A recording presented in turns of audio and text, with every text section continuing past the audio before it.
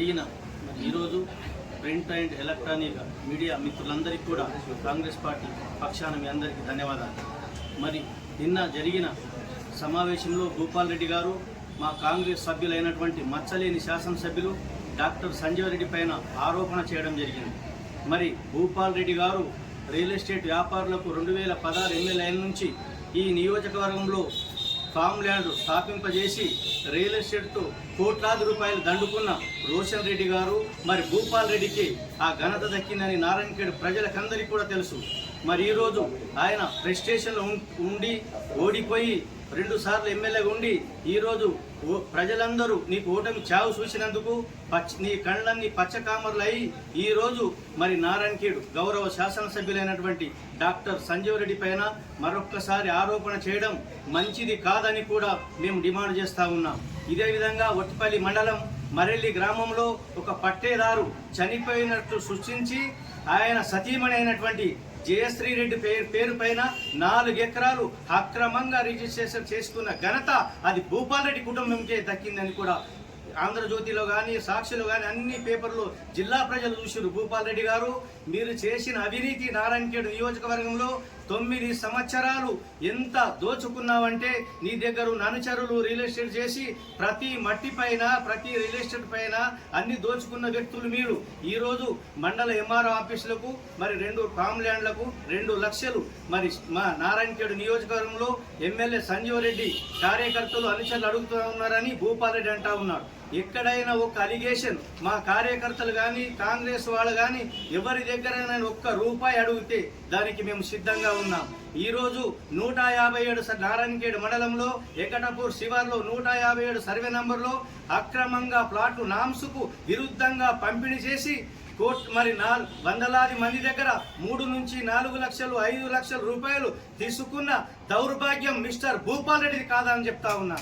మరి ఈరోజు మీరు ఆ అక్రమంగా నీ కార్యకర్తలకు ప్లాట్లు ఇచ్చినావు, మరి ఈరోజు నాంసులకు వ్యతిరేకంగా ఇచ్చినావు.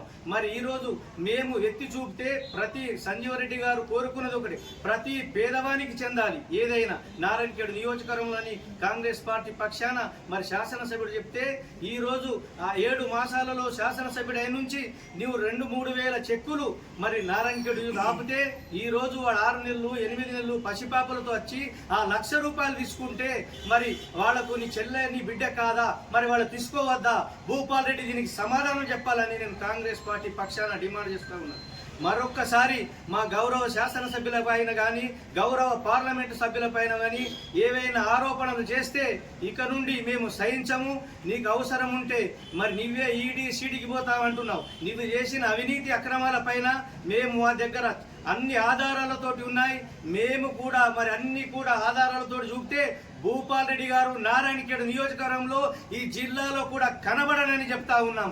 మరొక్కసారి మీరు ఆలోచన చేసి మా 2 నాయకులు నారాయణఖేడ్ ప్రాంతానికి అనేక సేవలు చేసిన కుటుంబాలు, వాళ్ళ కుటుంబం పైన అవాకు చవాకులు చేస్తే మరి నారాయణఖేడ్లో భూపాల్ రెడ్డి గారు నిన్ను తిరగనివ్వమని కూడా హెచ్చరిక చేస్తా ఉన్నాం. ఈ శాసనసభ్యులు భూపాల్ రెడ్డి గారు పచ్చకామిరులకు లోకమంతా పచ్చగానే కనిపిస్తుంది అన్నట్టు ఇంతకుముందు ఆయన ఎమ్మెల్యేగా ఉన్నప్పుడు చేసినటువంటి అవినీతి ఇంకా జరుగుతుంది అనుకోవడం ఆయన మూర్ఖత్వానికి ఇది ఒక నిదర్శనం అని చెప్తూ మా శంకరంపేట మండలంలో రాణి శంకరమ్మ భూములు వెంకట్లో ఉన్నటువంటి భూములు బినామీల పేర్ల మీద పట్టాలు చేసుకున్న సంగతి ఆయన ఒకసారి గుర్తు చేసుకోవాలి. శంకరంపేట పట్టణంలో 1వ సర్వే నంబర్లో 18 ఎకరాల భూమికి కబ్జాలు పెట్టిస్తూ వాళ్ళ బినామీలతోటి చెరువు 258 శిఖం భూములకు కబ్జాలు పెట్టిస్తూ 1వ సర్వే నంబర్లో మోడల్ స్కూల్ పక్కకు ఉన్నటువంటి ల్యాండ్ను వెంచర్ చేసి మోడల్ స్కూల్ బిల్డింగుకు మొత్తం అక్కడ ఉన్న ప్రభుత్వ బిల్డింగ్కు అద్దాలు బ్లాస్టింగ్స్ చేసి అద్దాలు వెలగొట్టి మొత్తం మోడల్ స్కూల్ కంపౌండ్ వాల్ గూలగొట్టి సంపును గూలగొట్టి మొత్తం ఏదైతే బిల్డింగ్ ఆనే వరకు వెంచర్ చేసిన ఘనత ఆయన బినామీలది. భూపాల్ రెడ్డి టీఆర్ఎస్ ప్రభుత్వంలో ఉన్నప్పుడు జరిగిన సంగతి ఆయన గుర్తుకు తెచ్చుకోవాలని చెప్పేసి మీ ద్వారా తెలియజేస్తున్నాం. తర్వాత అక్కడున్న మోడల్ స్కూల్ ప్రిన్సిపాల్, ఒక దళిత ప్రిన్సిపాల్ ఉంటే ఇట్లా ఆయన మీద దాడి చేసి ఏదైతే ఇది జరుగుతున్నది, పిల్లలకు నష్టం జరుగుతుంది, ప్రభుత్వ ఆస్తి నష్టం జరుగుతుంది అంటే ఆయన మీద దాడి చేసినటువంటి భూపాల్ రెడ్డి గారు, ఇప్పుడు జరుగుతున్నటువంటి మా శాసనసభ్యులు బడుగు బలహీన వర్గాల అభివృద్ధి కోసం మొన్ననే చెప్పిండు, కళ్యాణ లక్ష్మి కానీ ఏ బెనిఫిషియల్ స్కీమ్లలో ఎవరికి ఒక్క రూపాయి ఇవ్వద్దు, మనం అంతా పారదర్శకంగా పనిచేస్తున్నాం అన్నటువంటి నాయకుడిని, మా ఎమ్మెల్యే గారి ఎదుగుదలను చూసి తట్టుకోలేక బురద జరుగుతున్నటువంటి భూపాల్ రెడ్డి, ఒకసారి నువ్వు నిద్రలోంచి లేచి ప్రజలలోకి వెళ్ళి చూడు, మా ఎమ్మెల్యే గారి మీద ఎంత మంచి క్రేజీ వస్తుందనేది నీకు తెలుస్తుందని చెప్తూ తెలియజేస్తున్నాను మీడియా ద్వారా ఆయన.